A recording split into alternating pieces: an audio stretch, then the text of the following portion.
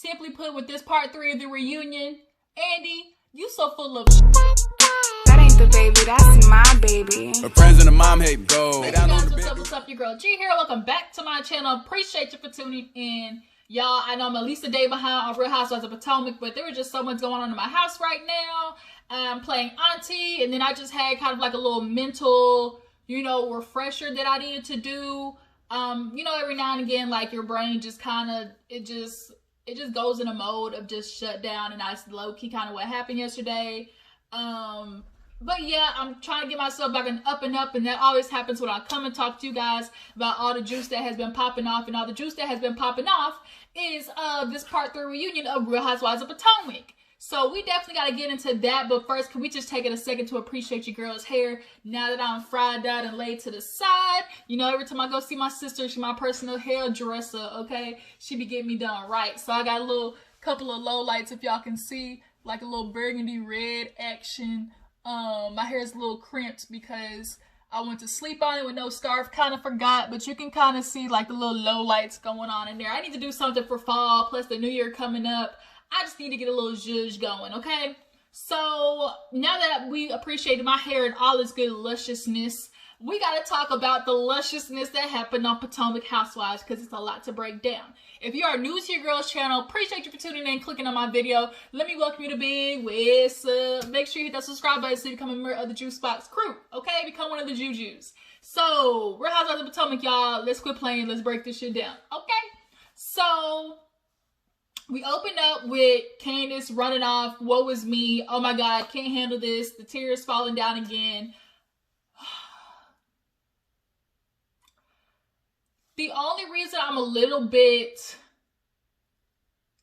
exhausted with this is because when is it time for her to move on? Like, it's been a whole year. And yes, Candace, you went through a lot of shit. You went through that pain of, getting attacked on social media. But nothing that happened on social media was not anything that you very much did not retaliate to.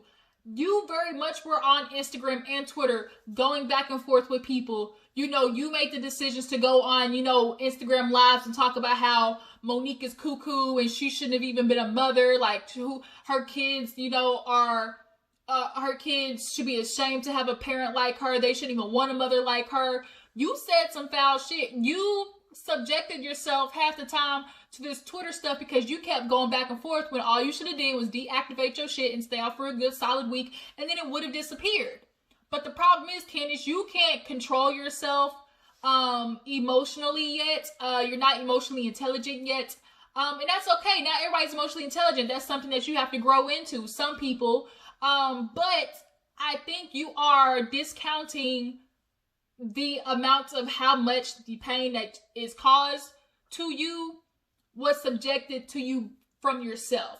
And I'm not saying that what other people did to you was not foul. I'm not saying that, okay? Pause, break. I'm not blaming the stuff that's happening with Candace on Candace. No, but there does need to be some type of acknowledgement of how some of the stuff you did only magnified everything coming back to you.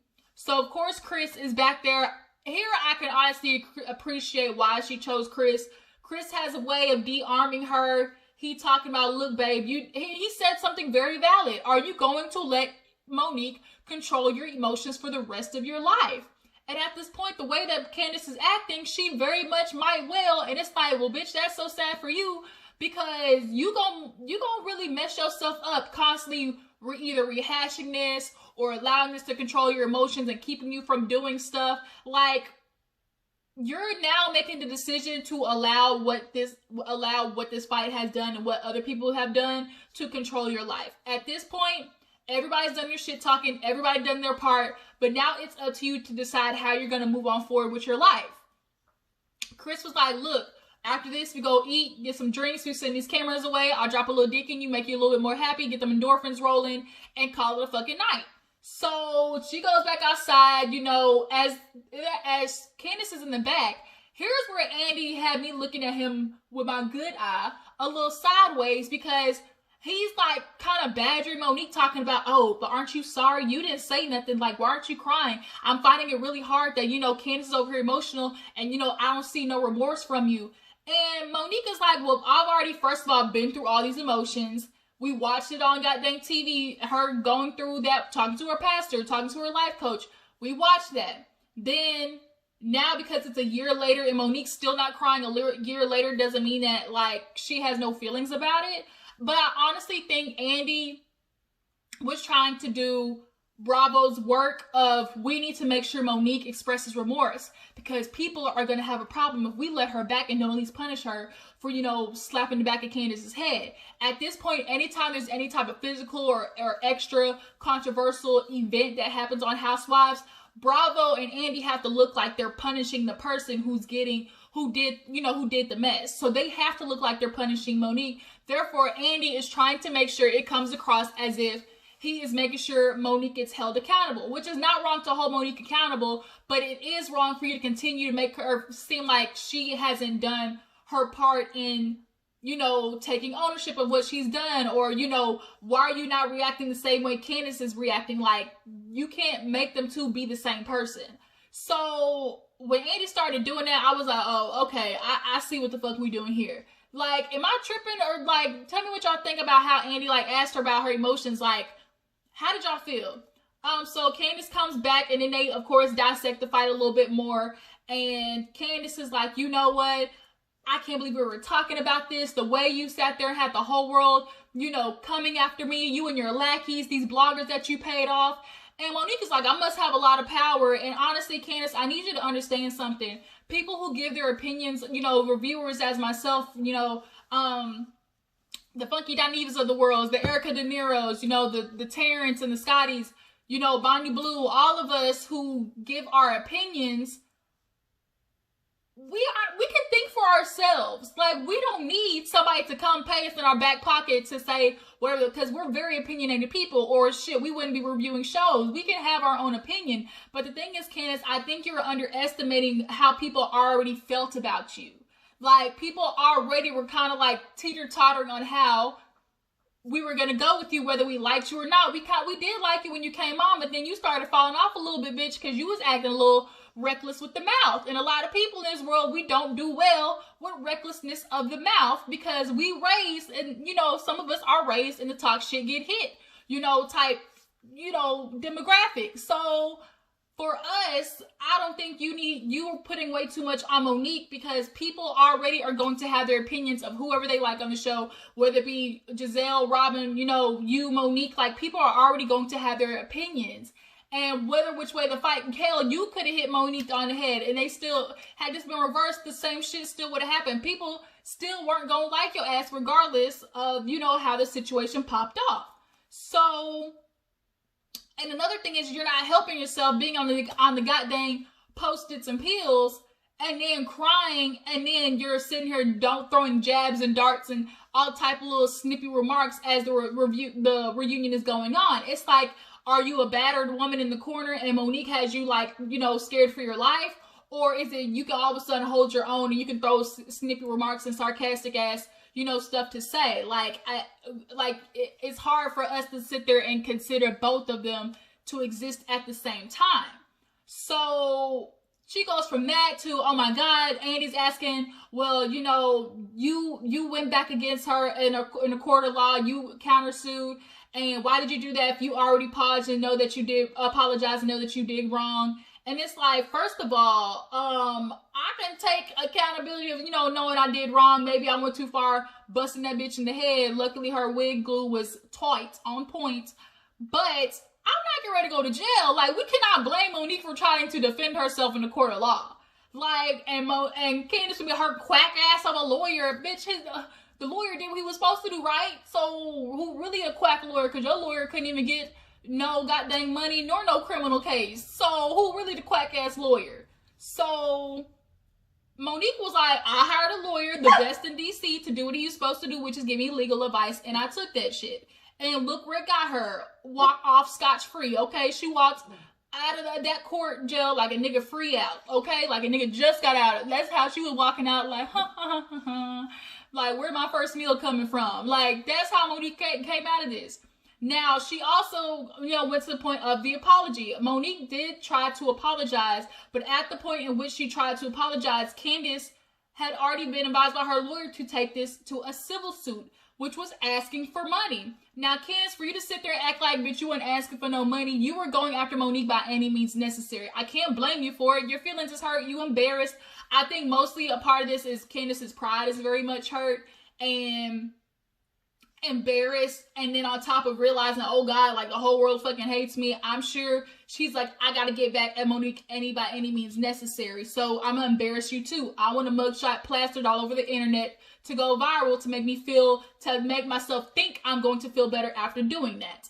But the problem is, you going for a civil suit, like, Monique got more money to be able to fight that shit, Candace. Like, I think you underestimated the type of money that Chris and her got, or Chris got. I think you underestimated, bitch, they can make this shit run for a long ass time. And you and yo Chris, unfortunately, was going to have to run into Dorothy's pockets to keep up with that shit. So, for me, I don't think, if it really honestly was about apology and, you know, reconciling with Monique, she would have just kept it at the criminal case. But the problem that she went civil, to me, it's like, oh, okay, at this point, you're just trying to punish her by any means necessary. You really don't want to hear an apology from her. And at this point, honestly, I don't think no matter what time frame Monique gave her an apology, her and the rest of the girls were going to find another reason to, oh my God, it just happened yesterday. It's too soon. It's fake.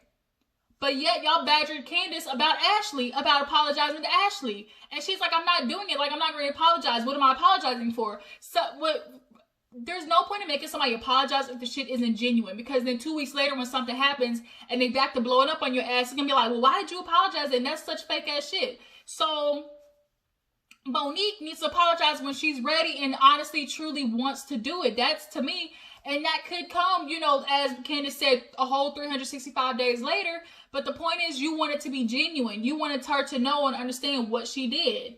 So I'm just not understanding what Candace is needing. Like, she's not really saying what she's needing to get over this. All she knows is, oh my God, you know, the tears, the waterfall, you know, the handkerchiefs.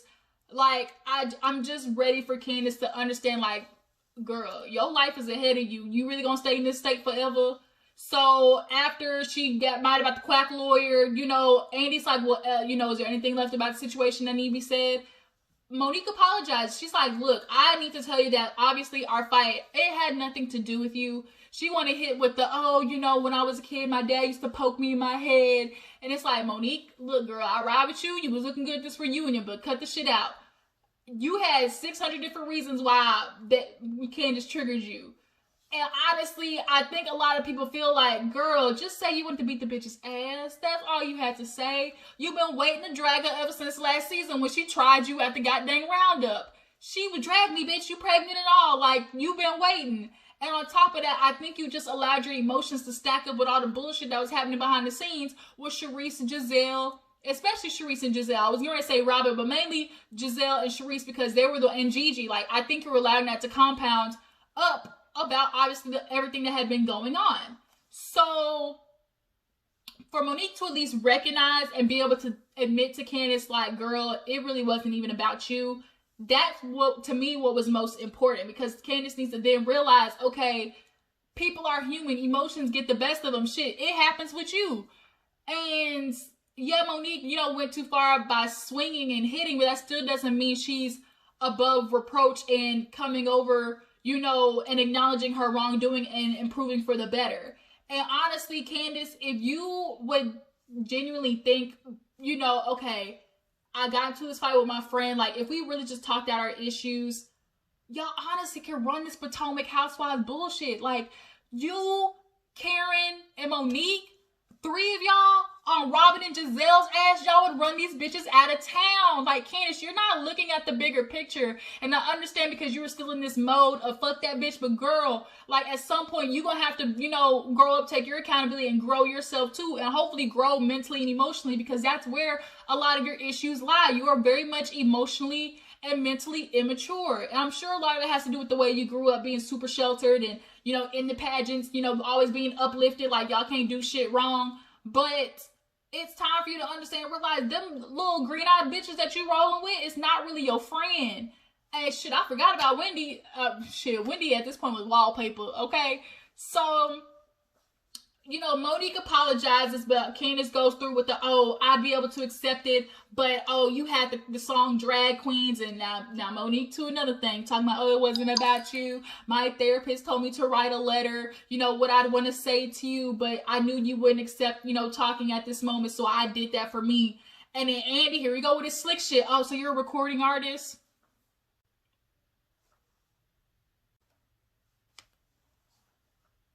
Andy, of any of the housewives, NT of these housewives, Monique, we remember the first one came on and said, I did music before this shit. So the fact that you try, oh, you were a recording artist when you got Kim Zolciak, Luann, really? We ain't ever seen you talking about that shit. You be up in the big and that stuff all on Watch What Happens Live. Luann's Cabaret, all up on it. Erica Jane. Shit, Erica Jane is the only legit freaking people who really like do this music shit. Monique and Erica Jane and Candy. Shit, Candy ain't still ain't get paid from helping Kim Zolciak. Oh, goddamn dollar bill wannabe goose lip looking having ass. Like, I don't. Andy, you definitely were trying to find a way to get Monique to just look like this evil monster, so you had a reason to fire her. I think definitely his ass was poking, and he needed to make it look like he was going after Monique to appease the other ladies and to appease Bravo.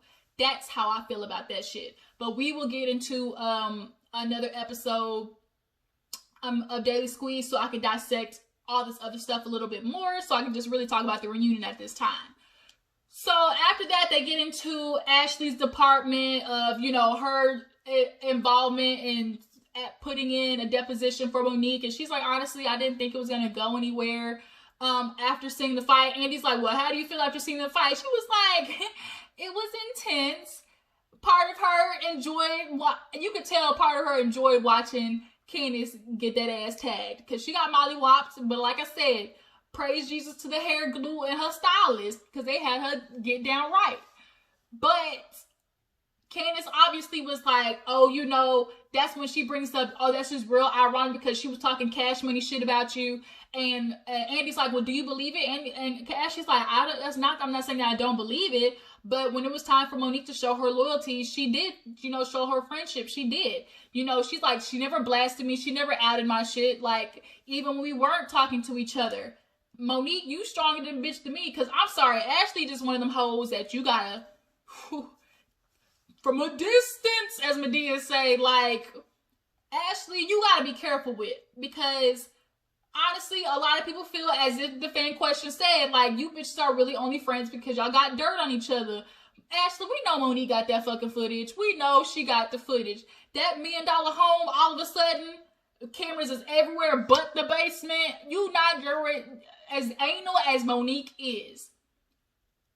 You're not going to tell me that shit does not exist. You're not. And Ashley, we already know what she said about Nick. Basically, she was a drunk mama on the way home, and that's why she crashed.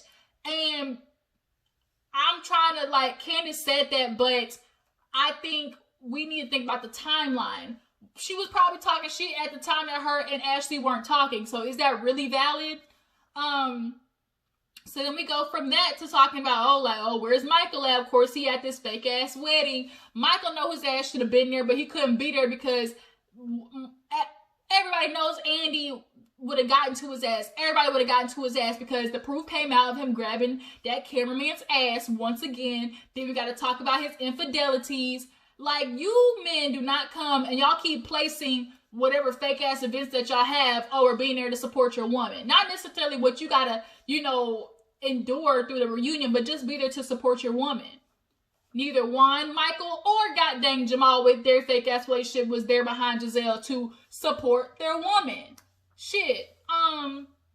Andy's like, I got a lot of unanswered questions. Ashley talk about, oh, really? Really, Andy?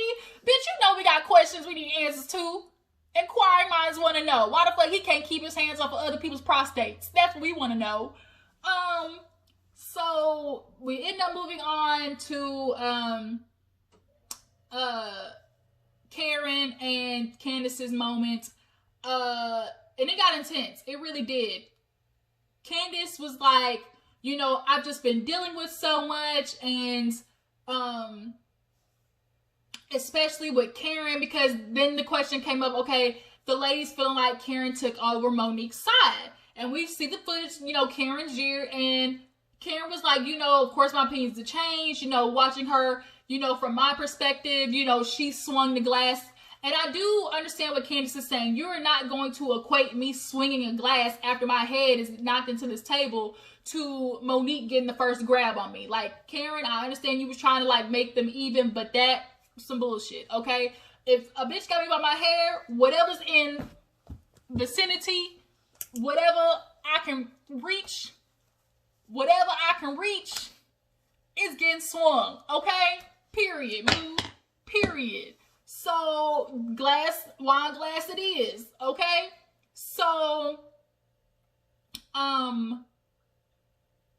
then Candace was like, and then you want to make Giselle and Robin accountable for the fight. How dare you have the whole world trying to make them seem like they're to blame for the fight. Karen, see, Candace, the problem is you're trying to manipulate into how you feel. I get it. You want to manipulate every situation into what you want it to be so it can, you know, validate your feelings. But Karen said nothing about Giselle and Robin being accountable for the fight. She said that they very much were accountable for pushing you ladies to have a conversation that y'all were not ready for. And the fact that she noticed in the background how entertained Giselle and Robin were and satisfied at the fact that, and you could tell these bitches been waiting on the moment to get Monique out of there. And you honestly, Candace and Monique, y'all honestly got played, bro. Y'all got played. I'm going to talk about it in the video a little bit more deeper, but bitch, y'all got played in the grand scheme of things. Y'all really did. So, Karen was like, no, and she's like, after you came after me through text message, after, you know, I guess Candace saw whatever she saw about Karen, she's like, girl, you told me to burn in eternal hell. Like, because I guess Candace was like, oh, Karen, you went to the higher-ups and tried to get me fired or reprimanded.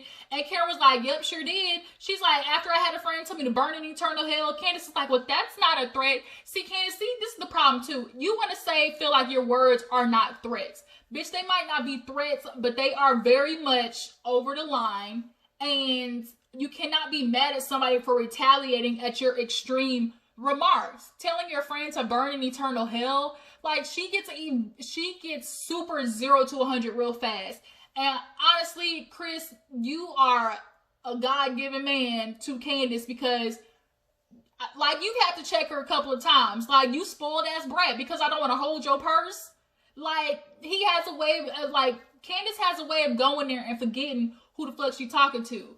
So Karen, as her elder, as somebody she looks up to, went to the higher-ups and was like, girl, y'all, she coming for me and I can't handle her like this.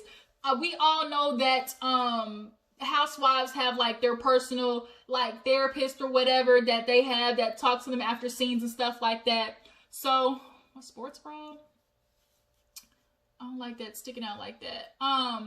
So basically Karen was trying to tell, like, look, can somebody go talk to her because I cannot get through to her like this. Now, whether if I feel that was, like, loyal or not, Karen understands that Candace is going to feel the way she feels, but in order to help somebody, even if you're doing something they don't like, it's for the better good. And Candace, you really do need to talk to somebody about the way that you pop off. Like, what had you so angry in your life? I think she honestly holds a lot of bitterness towards her mama, but can't explain it the right way. And her mama definitely got issues. But y'all tell me what you feel like. Do y'all think Karen was, you know, disloyal for going to the higher-ups and trying to get them to, I don't know if she was trying to get Candace fired. I don't want to think that. Honestly, I don't think that Karen was trying to get her fired. I just think she was trying to give her, like, a little, like, bitch, girl, look who you talking to. I'm trying to help your ass. Like, I think that's what she was trying to do. So after that, they have all the men come out. Y'all, Eddie was looking fine. Like, when I first saw Eddie, I was like, oh, he ain't cute. But the more I said, okay, this little special 80% dark chocolate, okay. I like me a little dark chocolate every now and again. You shave down on top of your ice cream, get a little chips in there, or you melt the dark chocolate in your hot chocolate so it can make it a little more rich and luscious. Okay, Wendy, you got a good one. Okay.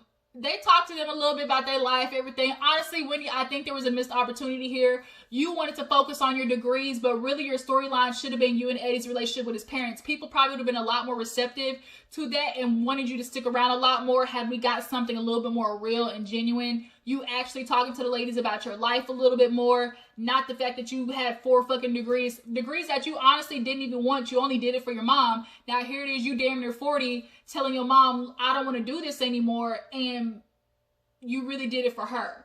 And it's not even your mom's life. You trying to live your life of your mom's status. Like, that was such a big fail. If there's anything I've noticed with all the shit that's gone on in my life, I'm making decisions for me. I cannot compromise for another person's life. I just can't do it. I'm not going to live somebody else's life. I'm not going to compromise. I feel like that's such a waste when married couples, you get a lot of time, and it be the wives a lot of the time. They look back and be like, damn, I gave my life to this nigga 15 years, 3 kids later, my body busted, I got stretch marks for days, I got my ass sagging, and I ain't got nothing to show for it. I ain't got no business, no empire, no nothing. Whew, shit, that was a rant. But what I'm saying is, y'all know what the fuck I'm trying to say? Like, live your life, girl, live your life. So, besides that fact, we get all the men out there, then they get to Chris. I guess he sold his restaurant. Are you going to pull a Giselle and say it was because of COVID, or did you sell that shit before COVID? You know, either or, Chris. But he says he's doing catering and teaching and stuff like that. Then they got their house. They christened all the rooms. They're talking about, oh, no, it's not Dorothy's, it's ours. You know, she come when she's invited. But, you know, word on the curb, as Giselle like to say, is Dorothy one who signed for it, and y'all just paying her rent, basically. That's what's, you know, going around. Look, I don't make the news, I just report it, okay? That's the juice that I was given. Then we get to Ray, y'all. Ray let Karen know, bitch, I've been taking care of you since you was 20 years old. Don't get it twisted. Andy asked, like, what did you feel about her saying all that? He was like, shit, I just laughed because it was like, girl, I gave you a stipend, credit cards. Karen looked around like, nigga, like, who told you to say all this shit? Like, don't let these people know. So, you know, that was cute. It was a nice little breaker. Then, we get to Chris. When Andy tried to start with the small talk, did you see The Last Dance?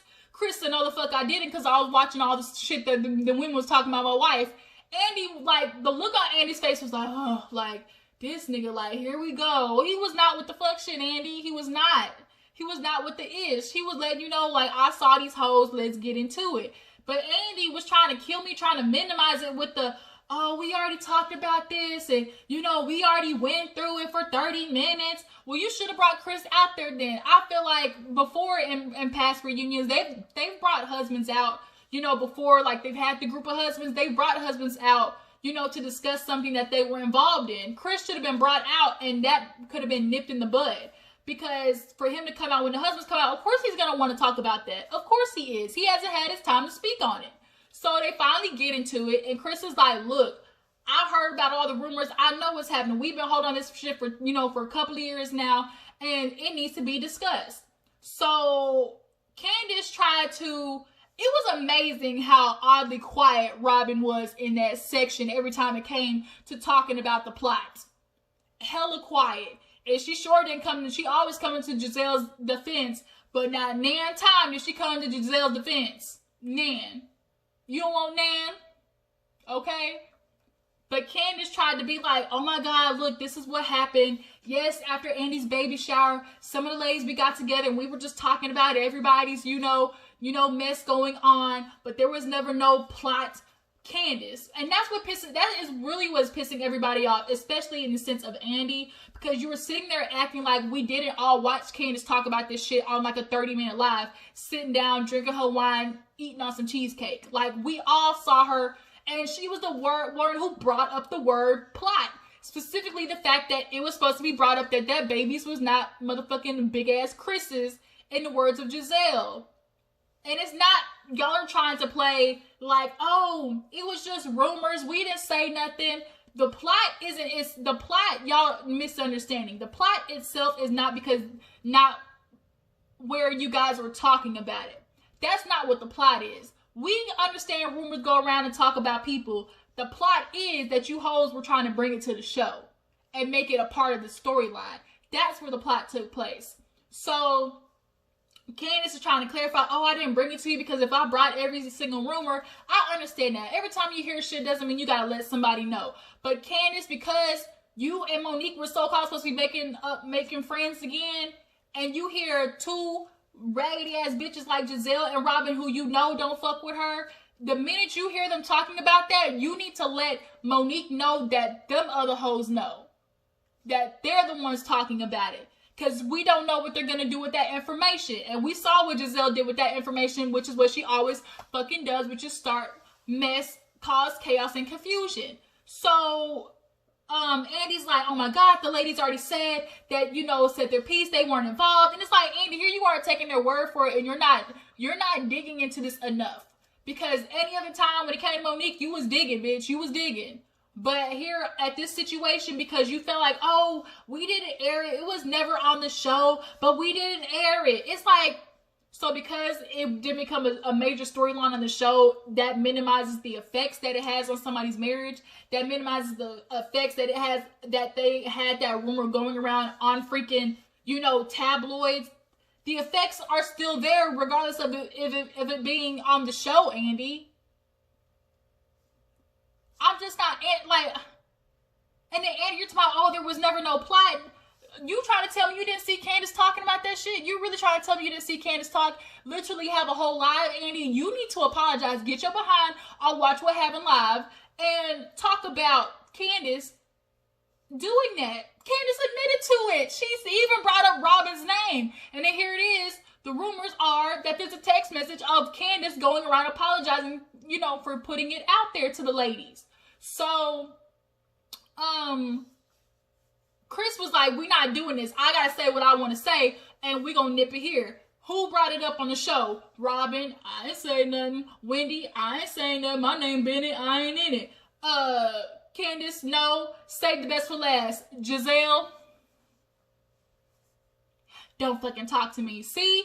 Like, you admitted it, like, guilty. And then when Chris is getting all hyped because Chris Bassett was also talking about how, you know, there was no plot. Chris, I get you trying to defend your wife. I get it. But you know your wife was talking about that shit. And you gonna have to hold her accountable behind the scenes. I understand in front of people, you know, you make sure your wife, you know, look certain way. But you know Candace talked about that shit, okay? So make sure you get her behind the scenes. Because that shit is foul. And y'all trying to literally make it seem like they just brought this up in, like, in imagination. Like, the shit just never existed.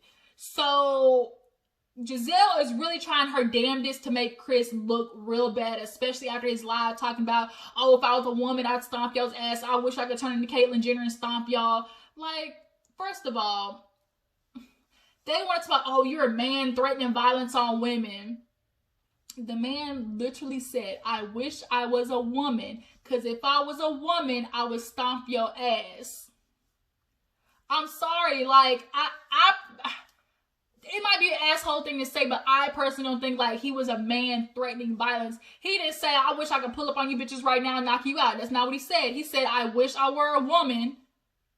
And Andy trying to be real asshole-ish, reiterating, nigga, we know what the freak Chris said, talking about, oh, reading verbatim the words, oh, you said, I wish I could turn into Bruce Jenner, Caitlyn Jenner, and I would stomp a mud hole in your ass. And it's like, oh, you can repeat that. You can play that footage, but you can't play Candace's footage?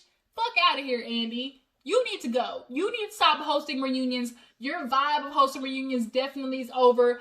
I feel like a good person, we need to start advocating for Funky Dineva to start hosting these motherfucking reunions. Because he asked the questions everybody want to know. He know how to dig into shit.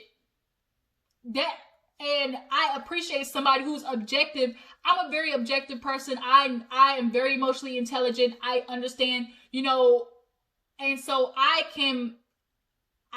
respond well to people who are the same, who, not that you have to be the same exact way as me, but I can appreciate somebody who understands, who can see both sides for what it is and understand that multiple things can exist at the same time. You know, all that type of shit. So, Andy gotta go. But for him to sit there and repeat it, and then Giselle be like, oh, I got the security guard here because you threatened me. Oh, you want to talk to us now, but you wanted to beat her ass the other day. Get this big motherfucker. Why he standing up? Why he standing up? She said, make him sit down. Security guard talking about. She said it again. Why he standing up? Make him sit down. Security guard talking about. He said, my name Bennett. I ain't in it. Chris was gonna manhandle that nigga. What the fuck?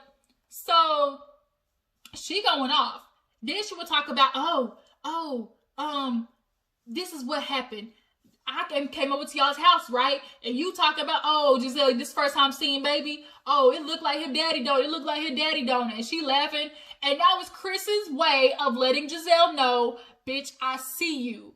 I see you. I got my motherfucking good eye on you. I know what you saying. And Giselle want to sit there and be slick, acting like she wasn't trying to put that shit out there and involve the trainer. Who would he look like, Chris? Who would he look like? Bitch, you know what he's saying. He didn't have to bring up the trainer. You try to blame it on them that they brought up the trainer. They didn't. They did not bring up the trainer whatsoever. He brought up the baby and just was making a passive remark saying, oh, he looked like his daddy, don't it? Basically letting you know, Giselle, I understand what is going on. Try it if you want to. And we see the scene where Giselle is talking to Robin. Robin eating that shit up. Oh, I've been knowing about this for years, but I ain't never said nothing. So I'm sitting there like, why would you say that to me?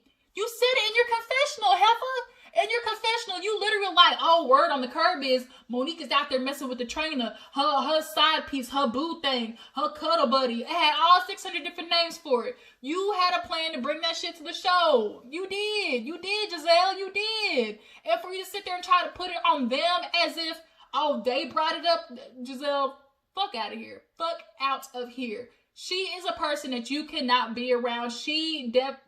I'll break that in an episode where I feel like Giselle, why she did that. But nonetheless, for her to be like, don't fucking talk to me. When they asked you, that was your time to admit to it. It was. But Andy's like, oh my God, we're done. You know, it's over with. So after that, you know, Chris basically is like, man, you know what? I love my wife. She's been there for me. But, you know, I got to let her know I really do love her. You know, she put up with these hoes for 2 years, you know, just to appease them. Basically, just Monique was trying to like befriend Giselle because if she kept on her good side, then maybe she wouldn't talk shit about the rumors and stuff like that. But the problem is Giselle is a bone carrier. That's what she does. Because she got nothing else to do with her life, okay? So, he's up there crying. I'm not gonna lie. I laughed a little bit because big ass teddy bear. I wasn't expecting that. Giselle over there mad. Oh, this fake ass tears. Oh, just like you mad because your husband. I was gonna say your husband. Your fake ass wannabe man wasn't behind you. And for Robin to sit there and be like, I am so glad Juan Dixon isn't here. What was he gonna do? And what did that have to do with anything? What did that have to do with anything? I think she wanted to throw that out there so people weren't questioning why he wasn't there. Bitch, we went over that little engagement part. Andy's like, are you happy for that? He's like, shit, yeah, I'm happy, but I'm not happy about how she involved my child. Like, Chris was not with the shits, y'all. And Robin, I feel sorry for you begging for this man to stay marrying you. Oh shit, this video almost 40 minutes long. It's time for me to roll out. So yeah, you guys, Chris put Giselle in place after he cried for his wife. Monique was looking good, y'all. She looked hella good that night. He talking about hurt people. He said, no, I release you. You're not going to admit to it, but I'm fine. You know what? I forgive you. I release you. Hurt people. Go get some help. And the look on Giselle's face was like as if Giselle knew she got tore up this reunion. She did. And now she's got to go home and sit with all the shit that she did and understand people see her for her works now. And honestly, now that's at the end of the reunion, we see Ray admit to Karen that, oh, you know, he's ready to renew the vows. He asked Robin, oh, when are you, Juan, going to do it? Because, you know, we're going to do our renewal. Karen was shocked. She didn't know. And I actually was happy for Karen in that moment because she's it's like, it's been a hard year. These other hoes is jealous. Y'all not getting ready to make it. Karen and Ray may be old, but that's what people hope for, to be that old and got somebody that to be with. It don't matter if they shit open or not. The point is they got their mainstay front. Okay? And she ride for him and he ride for her. And y'all hoes is mad. Giselle, you always gonna come for Karen. Cause you jealous, you mad. And now before we all really were close friends, she saw what type of dizzy bitch that you were, you and Robin were. That's why she kept her foot on your neck this season, and I was happy about it, okay? All the men leave after Chris told Giselle to get some help, and they just kind of go through all the ladies, and Candace like, you know, I'm ready to move on. Chris, you know, said he's ready to see Candace back again. You know, she hasn't been herself. I honestly think Chris is ready for Candace to get over with too. He just can't tell her that because her ass is crazy. Chris, because remember him and Chris were talking. He's like, you know, I want them to get over it. You know, I hope that both people take accountability. And he admitted in the text message, oh, Candace was doing what she usually does. I saw that text message. He wants her to get over it, but he can't tell her that, like, because he knows she'll get mad at him. But I can appreciate that both of the Chris's, you know, made up after the reunion. You know, they were like, shit, they got a little wild there. And I wish that's how Monique and Candace could do, because honestly, you two got played. Like, they don't want y'all to be friends. If you, Karen, Candace, and 2 other housewives, we're tired of seeing Giselle. We really are. We need to get rid of Robin, her story. We don't care about her and Juan getting married. The only reason that nigga proposed is so you can stay on. We know he really didn't want to marry you because you're giving him everything that he needs and requires without a fucking ring. Bitch, duh. Everybody knows this. Steve Harvey said it himself. Stop giving the nigga the cow if he ain't bought the milk. So then, Karen, you know, ends, and she's like, you know, this has been a rough year. You know, we have been tearing each other apart. I don't know where to come from here. And as she's talking, Giselle's like, oh my God, who told her to talk about the room? Who gave her the room? It's like, bitch, shut up. Let her say her piece. Giselle was just, she's old hag with your beef stroganoff neck. I can't. And that was the reunion, you guys. I done went on way too long. I went off on a rant. More of the stuff I'm going to talk about in another episode of Daily Squeeze. Kind of break down all the behind the scenes stuff. But I'm super glad this shit is over. I definitely had to give me a little unsober after the reunion. And y'all tell me how you feel. Do y'all feel it's time for Giselle and Robin to go? Who should be replaced? We heard that Monique quit. I feel like she'll take a year off and come back. Who are they going to replace her with the next year? And do y'all feel like Candace and Monique should make up? Do y'all feel like it'd be best for them to, you know, try to rehash things and talk about the real issues and move on? Yeah, tell me how y'all feel about Andy, y'all. Is it time for Andy to stop hosting reunions? Is it time for him to stop doing that? I think so. But I appreciate you guys for tuning in. Make sure y'all are sharing this video, you guys, tagging whoever. Also tag a couple other reviewers as well. I'm looking to collab and reach the 2K goal by the end of the year, you guys. Help me reach that goal. Anyways, you guys, it's time for me to go eat some lunch. I appreciate you for tuning in. Make sure you like this video, subscribe to my channel. I will catch all you guys later. Deuces.